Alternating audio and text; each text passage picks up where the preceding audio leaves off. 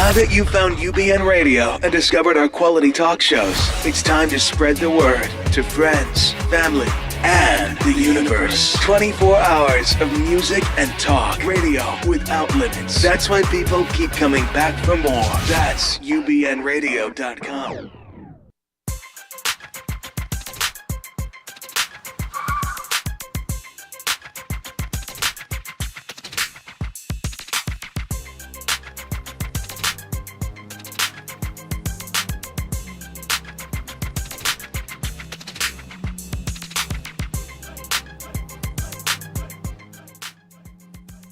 It's time for the Bonnie Sher Show, a whirlwind of wit, wisdom, celebrity, and the boomer life.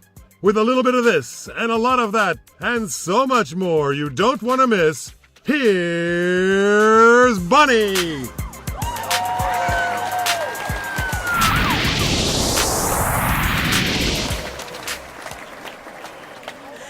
Well, hello and thank you, new friends and old, and thank you for tuning in and calling in and joining our chat. Thanks, first of all, to Wayne Cobham for my super duper theme song. I'm Bonnie Sher, and I'm your host through the world of celebrity, type 1 diabetes, and the great boomer generation.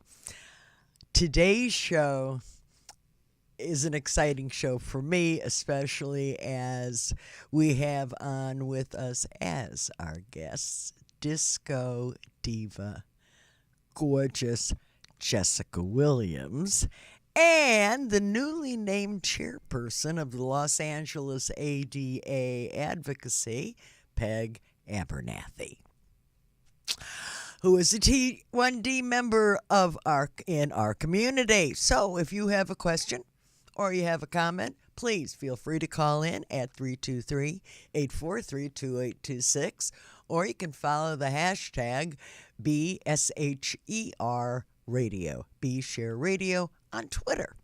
So let's settle down, settle in, and please say hello to my first guest, Jessica Williams. Hey, how are you? I am great, and I can tell you're great too. I'm wonderful. This woman just comes in bubbly. I don't bubble till much later in the day, but I'm really impressed. Well, thank you. And got a lot of bubble about. That's what I want to hear Yes, about, a lot Miss of the bubble Jessica. That's about. why I wanted to have you come in and talk to us. Thank you. I'm attached to this cord a little bit too close. that's There we okay. go. Okay, so let's talk first. What are you doing right now? I mean, other than hanging with me today? Hanging with you. What gets you up and motivated in the morning? What gets me up and motivated is getting up, starting my day. I get up, I meditate. Then I start my day. I start walking. Then I start singing. I do some prayers. And I just tune in with the day and start working my schedule out. And whatever I got to do, I do it. And with a smile. And what a smile. Are you working on anything new at present, or are you? Yes, I am. I'm working on something new. I just finished a documentary. It's called Disco Loco. It's in Mexico City. It's all about the disco scene in Mexico. So I'm one of the artists in the documentary. I got like 2 songs, and they did a video shoot of me doing the documentary. And I'm also working with my husband, who is a jazz musician. His name is John B. Williams. So I do jazz shows also. Get up and do some jazzing, spoken words, plays. Then I still sing gospel, I sing in the church, and I'm raising children. I'm still recording, doing some stuff with Rick Giannatis, who's doing the Peace Project. That's what he's doing. Right. So I'm into that. So I'm very into that because I'm also a victim of violence. I'm sorry. But I got through it. And I'm doing fine. So this is one of the reasons that I'm doing this with Rick and contributing whatever he wants me to do a part of that. So I'm being a part of of his dream also. As far as mine, I understand the violence part of it, and we all want the peace. Peace, please. Peace. Do the peace. We want the peace part of it. Yeah, I Bonnie, sure do. we do. So, how long have you been working on this? You all recorded last month, didn't you? Yeah, we've been working back and forth on this project for a while, at least 3 months. I've been, Rick does it in different stages. Some people come in and sing. Right. Rick Giannagas, he does that part of the Peace Project, and some of the singers will come in and do their part, which is Jim Gilstrap and the Pam Vincent and the other Vincent sister, Joyce, and Cynthia Manley is also a part of it, and me. So we all a part of Sherry it. Payne. And Sherry Payne, don't leave Sherry, that Don't. awesome singer Sherry. Okay? Isn't she? That's the small woman with the big voice. That's the one. Yeah, so we all been doing and stages, and when Rick can get the studio, because a lot of the people are donating a lot of this time for him. That's amazing. So that's a good part that I'm doing. I love it, and I hope it all takes off like wildfire, because we need peace right now. Everything is just all up in the air, and everybody is constantly doing stuff where people are afraid now. People are just afraid And to for just good do it. reason. For It's good frightening. reason. It's frightening. So we want this to catch on, so everybody can we need just people to calm down. Well, that's why I've committed these 3 weeks, actually the month of May. Wow. Which is the month of my birthday. Well, happy Thank you. birthday. Sunday is my birthday. This coming? This coming Sunday, the 22nd of May. Ladies and gentlemen, I know what we're all going to do. Everybody, 10 o'clock a.m., wherever you are in the world, say happy birthday to Jessica. Say happy birthday to me. Yeah. I'll be 23. And me, I'm 27. Yeah. Quelle joie de vie. I'm 27. I just want to be. I don't care. I just want to be. I'm happy. I'm the part of my life now. I'm great. What's good. better than great? What's better than awesome? But Awesome. you see, if you go all the way there, then you have nothing to attain right away. This way, you can there's always a little more yeah, yeah, happiness Yeah. that you can bring into your life. I don't think you particularly have a problem with bringing happiness into your life, because heaven knows the moment you walk into a room, you bring that happiness with you. Well, that's the. I'm happy. I thank you for saying that, because You that's walked what you in, want, and that's is the what light. I felt. That's the light that you want when you are around people, or when you come in contact with people. You want that light. It's God.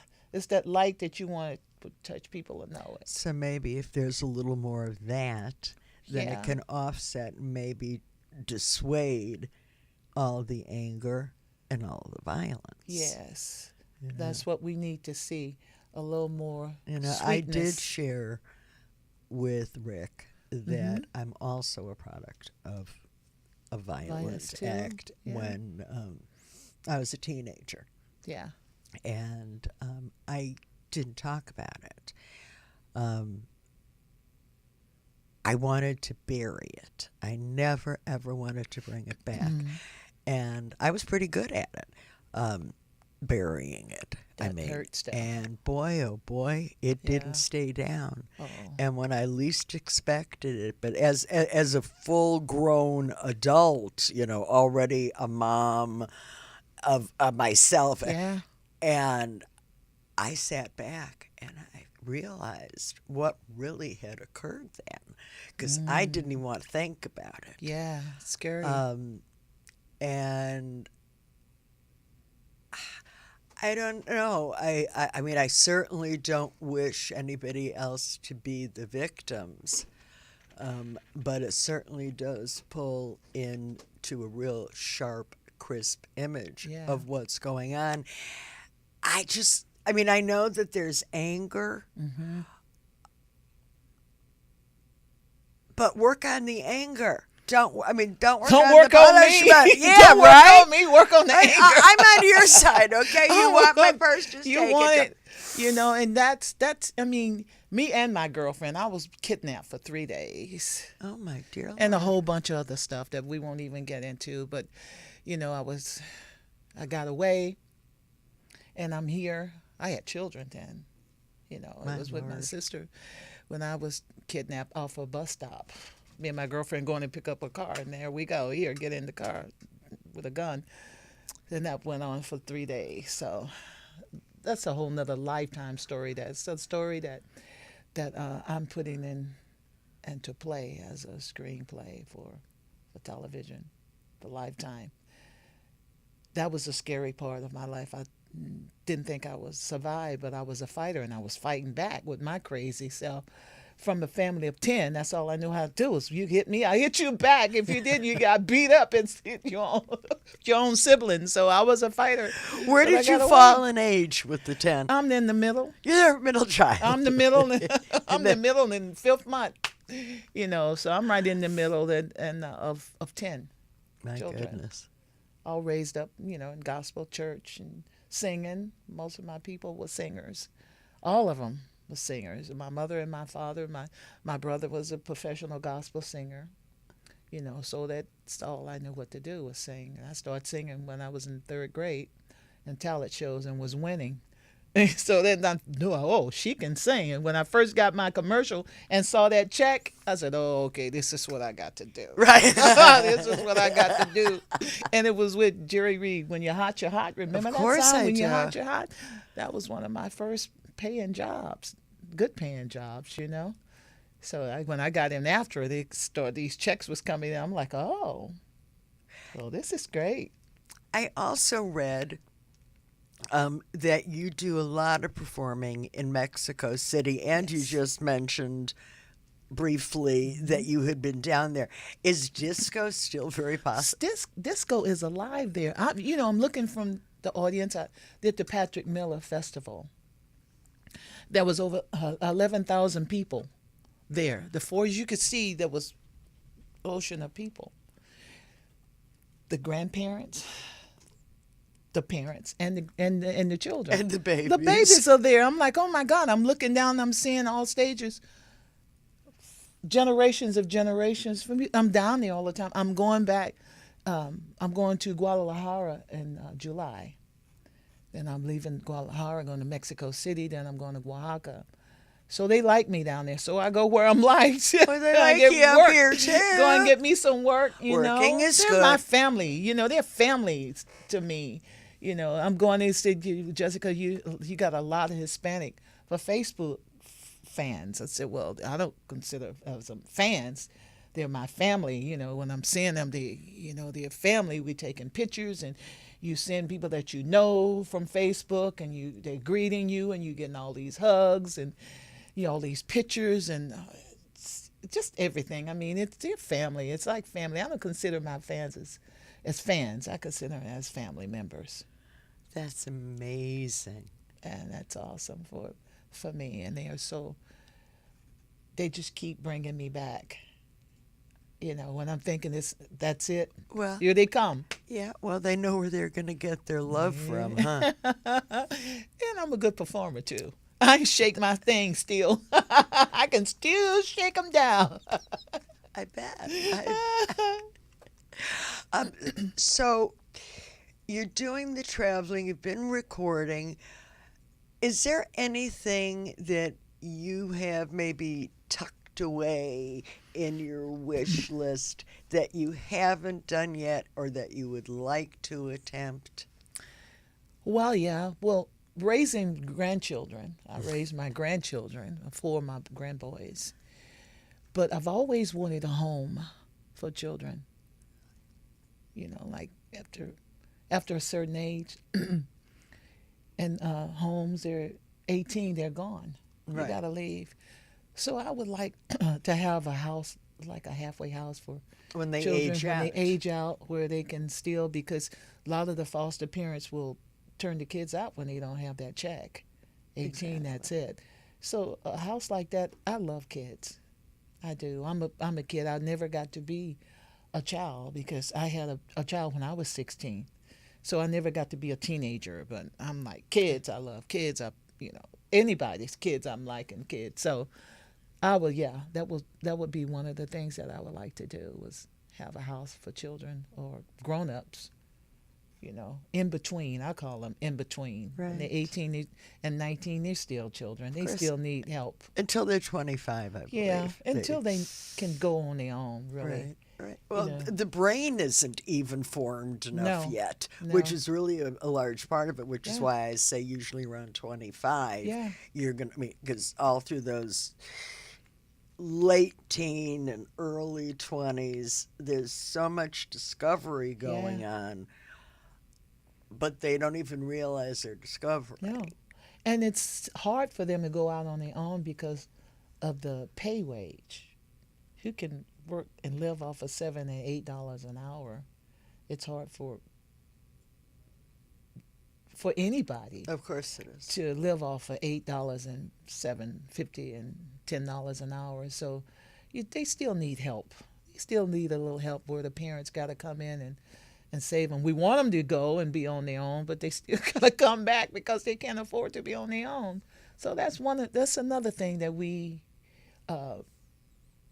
as the whole culture of raising children and being grandparents and mothers and fathers, we still have to keep in mind we want our children to go on their own, but they still have to come back for that help too, because it's just hard out there. If you don't want them to get out and get in trouble and do the wrong thing and try to make a quick buck, you need to try to help your kids too. That's for sure. Well, there's so much, and I think the older we get, that's why I love being a grandma now. I have two little humans. Yes, I got 4. well, I'll have Beat to. you. If I tell my daughter-in-law I want more, she'll say, "And how does it feel to want?" Yeah.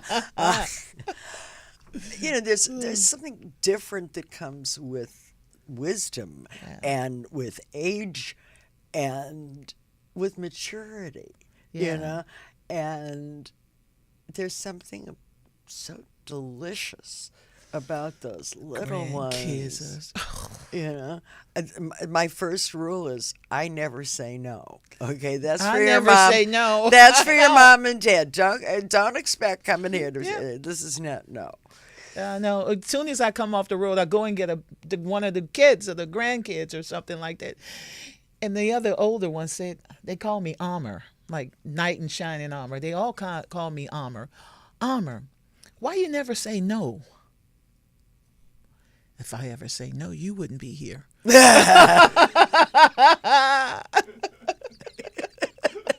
You wouldn't be here. I like kids, and and it's hard for me to say no to a child. Well, Any grown up.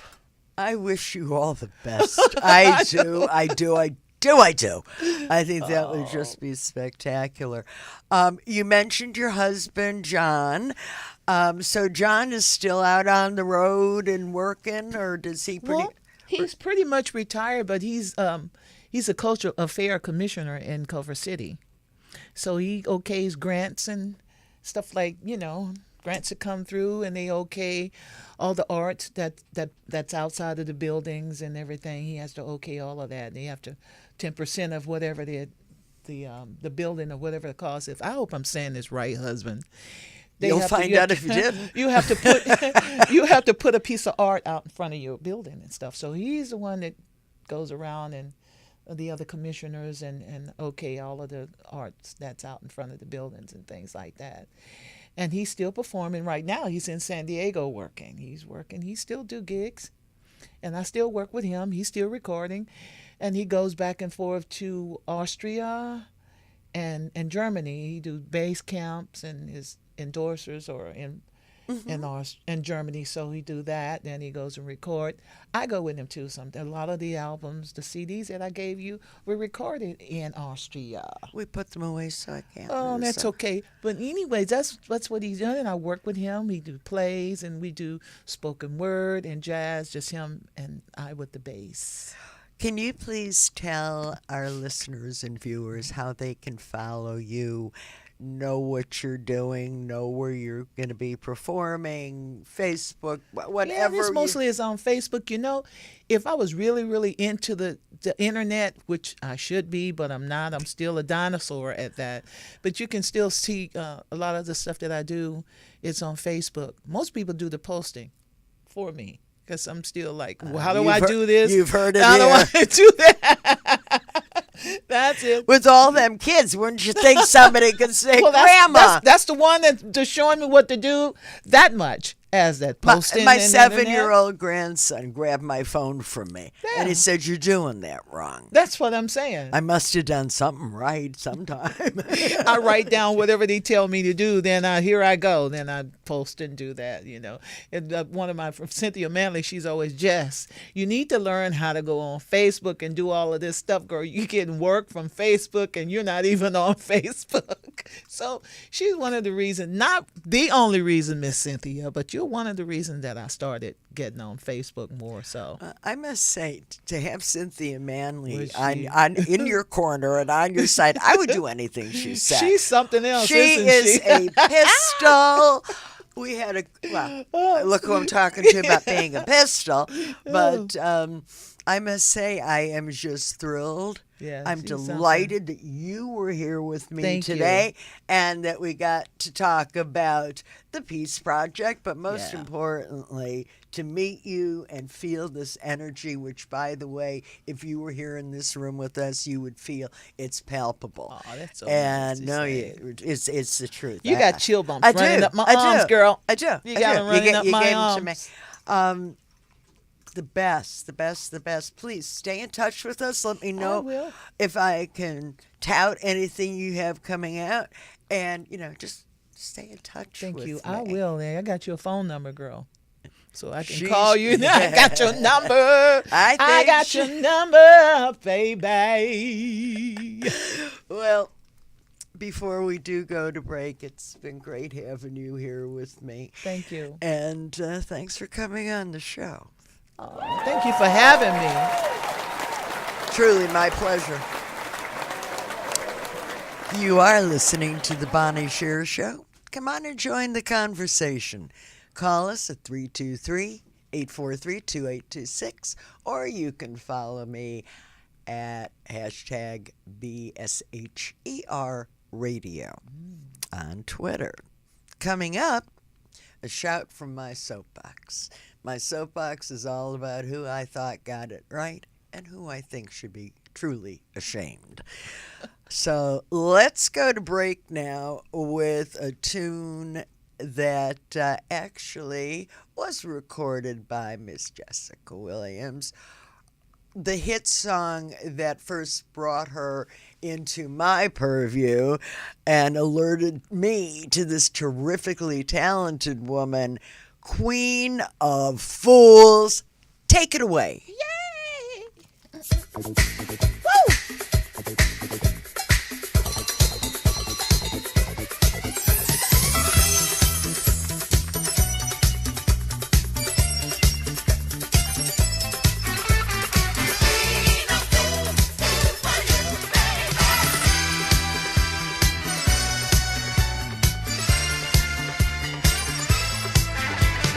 In the school of life, there's a lesson to be learned.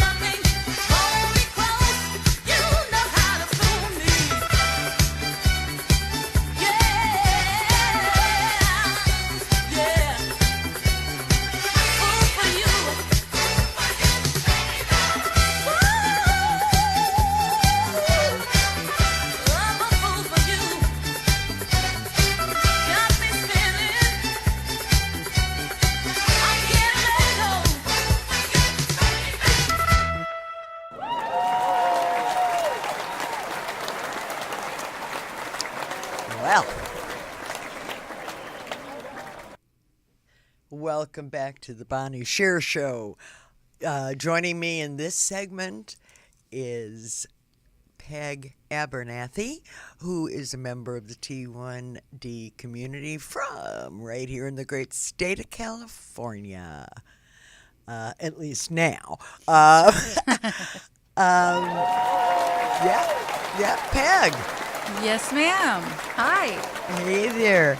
You've been living with type 1 diabetes now for 27 years? Yes, going on 28. Okay, so share your story. Tell us. Oh, my goodness. It's kind of atypical. I started experiencing a lot of different symptoms.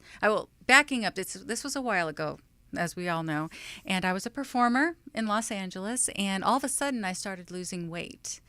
And for no reason. And I thought, I have discovered the best diet in the world, because the more I ate, the more I lost, and the quicker, right? Mm-hmm. Well, what happened is that after a while, I realized something's going on. So talked to a bunch of friends of mine, and they suggested I look up the symptoms and see if I could figure out what was going on. And this was before we had a computer? That's it. We had to go to books? The bookstore, baby. That's exactly what I did. Went into the bookstore, and everything I had said diabetes. And I'm like, what? I thought that was an old person's disease, right? Oh, no, young people don't get that. Had no clue. Long story short, it kept getting worse and worse, and I started feeling really bad. So I ended up weak and definitely going to the bathroom. And I could not quench my thirst, no matter what I did. I couldn't, and tired, falling asleep, but also mainly the weight. I was very weight conscious always, and I think, the fact that I was losing so much weight, and I knew how much I was eating, so I knew something had to. Something was going on. Went to my regular physician, who said, "Oh, you're fine." Just kind of dismissed me because I was otherwise very healthy. Finally, no urinalysis, no nothing. Nothing. Uh-huh. That was the first time. The second time, I went back to him, and he said, "Okay, we'll do a test in the morning, a fasting blood sugar." And I was. Let me ask you a question. Excuse me. Mm-hmm. Had you brought up to him that you thought it was diabetes? Mm-hmm. Oh. Could this be diabetes? I think in his mind he's thinking older, overweight, the typical, stereotypical, untrue. Kinda sounds like he wasn't thinking. But right. Okay. Thank you very much. No. Yeah. And anyway, so what happened is that he did a fasting on me, and it was 120. And I honestly think that during that time I was honeymooning, because before that I was just outrageous with food and water, and then I went through a period where I was still experiencing it, but not as much. Anyway, he said, "Oh, you probably just drank some juice." And I said, "No, I haven't had anything." Mm-hmm. And he said, "You're fine." So, I can kind of understand a 120, but still, when I'm telling him something's wrong. So I ended up, long story short, started getting a lot more symptomatic. Finally went to my OBGYN, and said, "Would you test me for diabetes?" And he said, "Why?" And I told him my symptoms, and he goes, "Well, if you want to." And I said, "Yeah, I want to." So anyway, he tested me, and by then my blood sugars were in the 700s, 758. And knowing what I know now, I can't even believe I was walking around. Serious. I was working and hanging out with friends, and, so... Your body was amazingly forgiving to you. Something. And I think I was probably at that point still making some insulin. I had to have, Mm-hmm. I don't know. But, and then what happened, this is an interesting story, is that my husband was videotaping me during the holidays, this was during the holidays when I had that test, putting ornaments on the tree.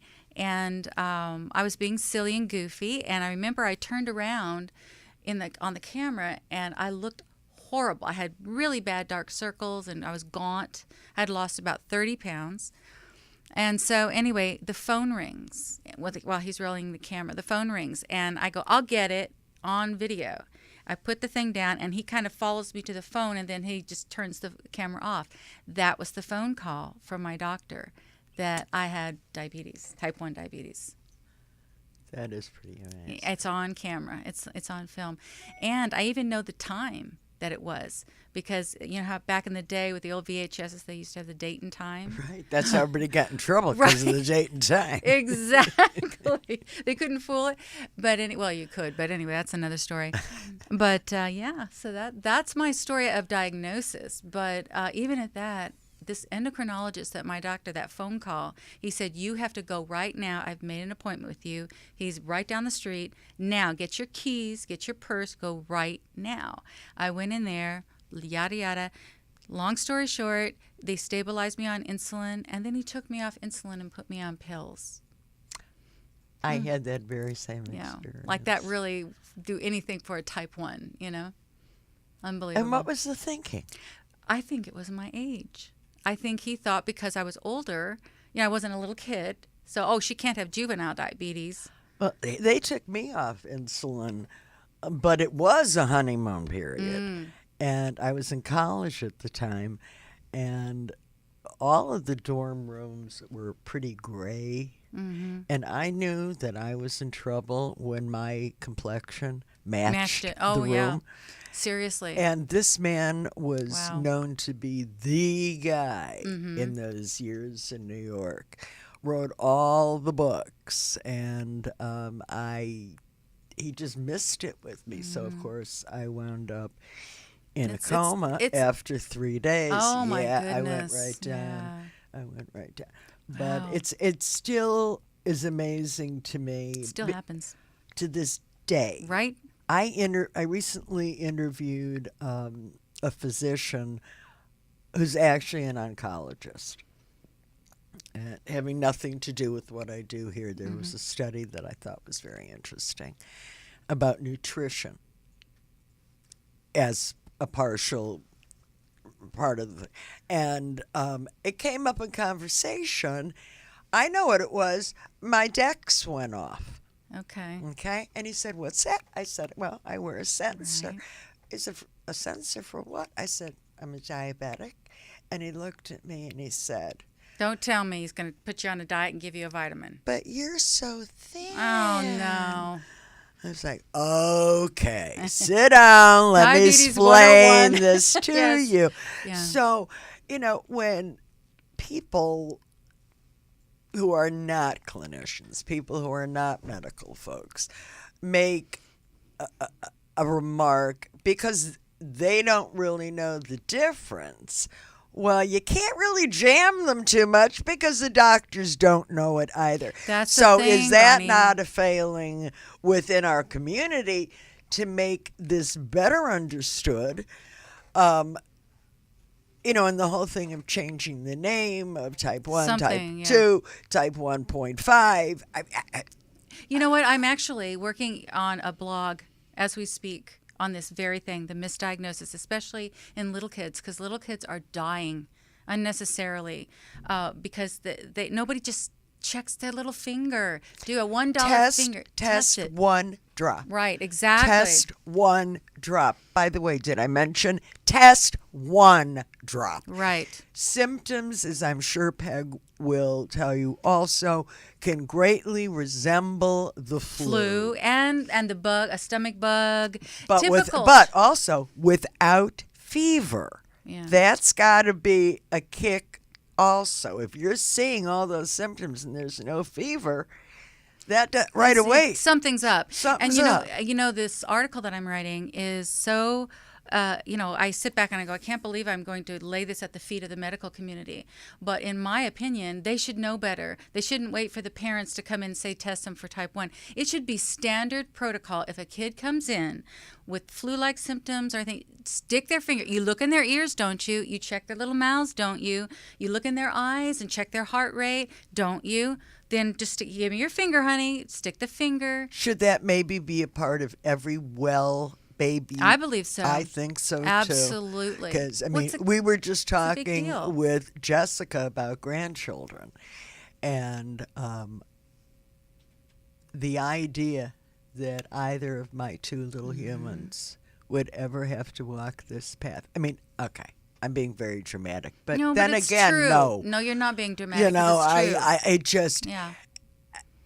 And, I don't want to be the one who I don't want to frighten my daughter-in-law, but I want her to understand. You're smart to do that. I want everybody to understand it's so, not that it's going to change the pattern, but you can save the child's life by having the child treated with insulin and not be treated for the flu, which the kid doesn't have to start with. Right. And they get sick really quickly. Very quickly. They go down really quickly. And the other thing I did, my last blog was about my own personal misdiagnosis where they took me off insulin, put me on pills and all this. But my point is that this happens all the time. It certainly does. And it's really scary and it's unnecessary. And anyway, in the comments on this blog that I do, there was a person who was a troll and said something like, "Oh, quit whining and being so dramatic," right? Well, let me tell you, right? The community went nuts. And there was a grandmother that got in and she goes, "What drama?" She said, "Last week, my 18-month-old baby granddaughter was diagnosed with type 1. We almost lost her." I said, "Where is?" She said, "Where's the drama?" And then they started going, and then the troll ended up deleting all of her comments, which I'm glad because I don't want that there. But that just shows you right there how little people, the layperson, knows. And the other thing is, if it's just set up as a standard protocol to just check them like they do us. Well, they check our heart, they check our blood pressure when we go to our checkup, or if I have the flu and I go see my doctor and he's checking me, he's going to do all these little incidental things. Why can't they add a finger stick for these little kids? That's all we're saying. Just add a finger stick into your mix. Seems simple enough. It does. Doesn't need to be sent to a lab. It's cheap, and it takes a minute. You know what? And that's from taking it off the shelf to Right. opening it up and then doing it, because the test itself is 5 seconds. 5 seconds. Yeah, Yes. right. So I'm working on this right now, and this article, and it's something I had to write. I talk about in my advocacy work about the adult type 1. I call us the adult type 1 flying solo. We don't really have a big support system, right? Thank you. Amen, sister. That's why I do this show, because I felt the same way. We're invisible. We're in a We void. are. But just real quickly on the other thing, sorry, yeah. no, that's fine. I just wanted to say that I had to write that about the little kids. Now, going back to what we were just saying, that is the drum that I bang. The adult type 1. What about us? I always say, where's my telethon? Where, I never had the parental and medical community support system because I was diagnosed once I was out of the home. But even these little kids, they reach 18 and even a little beyond, they go to college and then they kind of jump off the cliff, so to speak.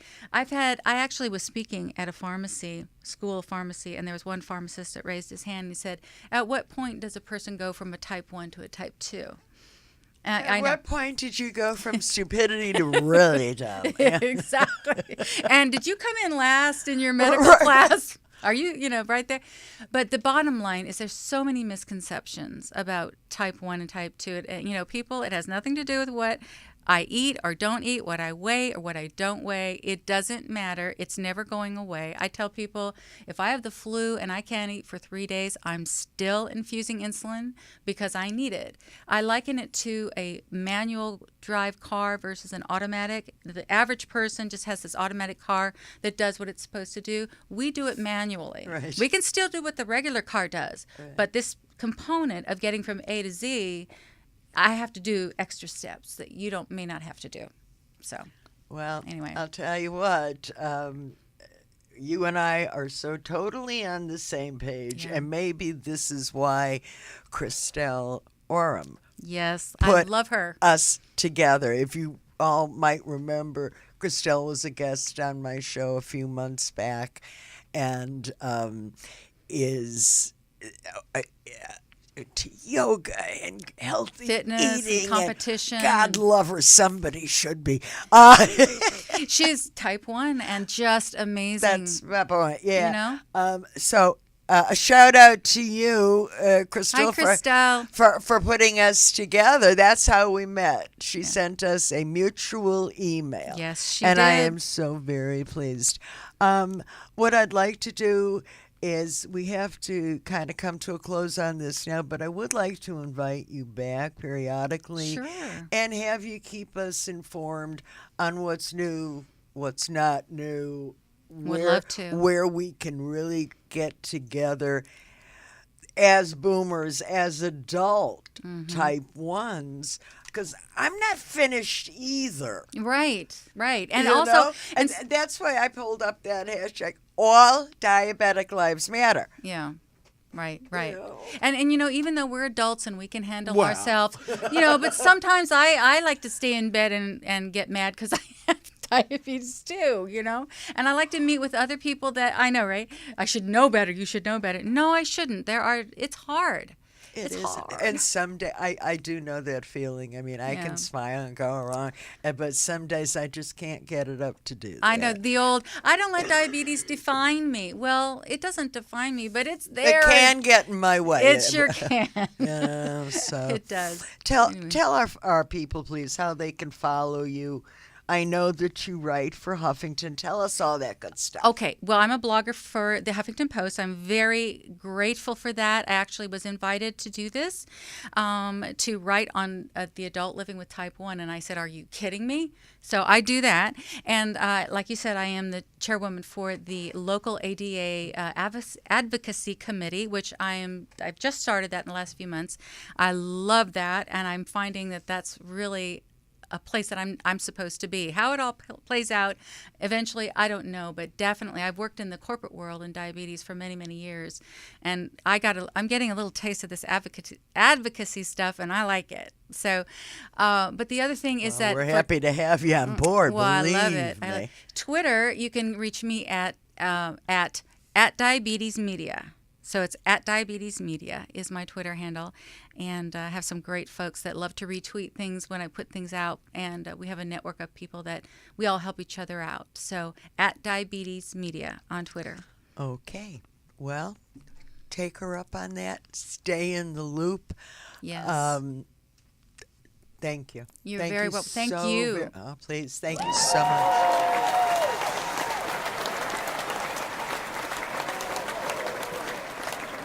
Well, I hated to end that segment, but it comes the time for my shout out and shout down. First of all, I'd like to give a shout out to Kent, here we go, Schnackenberg, a very, very generous supporter and avid bicyclist who has offered to donate $5 for every like to his Facebook page, which is Team Schnack, spelled SCHNACK, up to $50,000, which will be then donated to the JDRF Ride for the Cure Ride for Diabetes. So, ostensibly, go to his page, give it a like, $5 gets kicked into the bucket until he has 50,000. It turns out Kent is not a diabetic. However, there is a young family member who is. And when I was speaking to him on the phone, and I asked him, I said, well, apparently, bicycling is his thing, but he just repeated to me over and over, it's about the kids, Bonnie. It's about the kids. So, bless you. Where I come from, Kent, we call your kind of person a real mensch. So I thank you. Now, for my shout down. And my shout down today is to the way Washington works, specifically. The last couple of days, there were two experts who were called in to speak to Congress about a controversial Medicare regulation.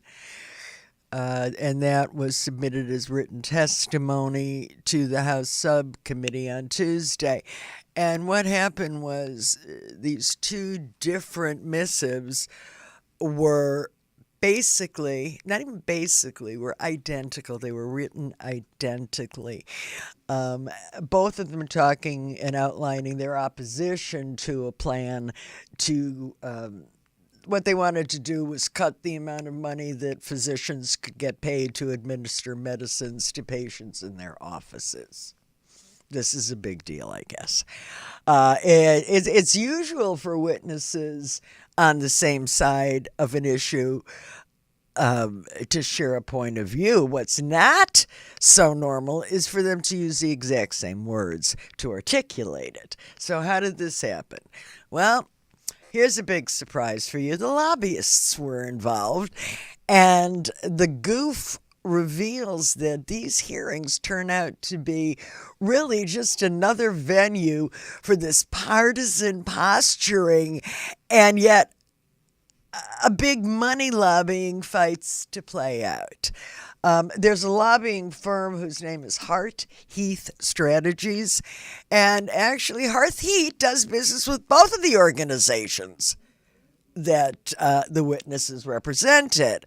So the quote was, both of our clients were asked to testify at yesterday's hearing. We inadvertently merged the process parts of both testimonies. It was merely a clerical error. Well, interestingly enough, it seems that Heart Health Strategies also represents the Pharmaceutical Research and Manufacturers Group of America, which is spending millions of dollars to lobby against Medicare policy that President Barack Obama's administration has proposed. Stay out of it. Just stay out of it. You're not even making it look fair. Get the work done. There's no reason to waste our time and your time with this. But if you have an opinion, feel free to go to my website at bonniesher.com/blog and feel free to sound off. Well, that's our show for today.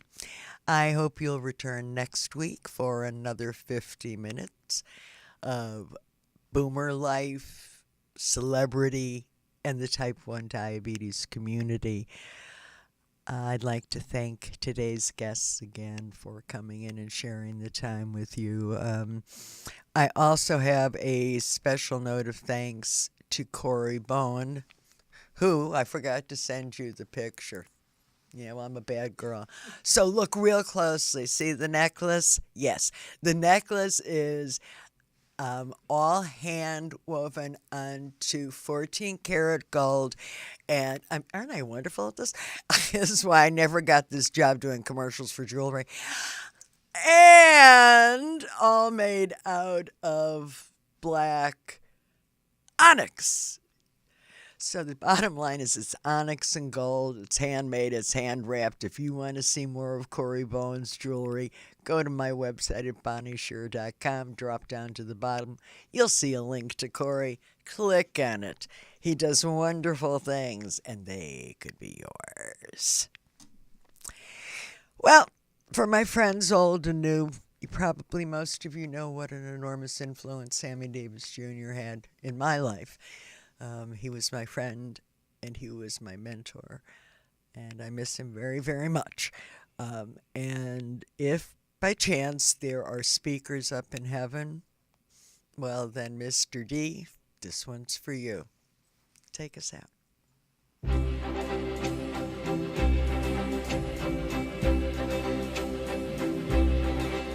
Whether I'm right or whether I'm wrong, whether I find a place in this world or never belong, I gotta be me, I gotta be me.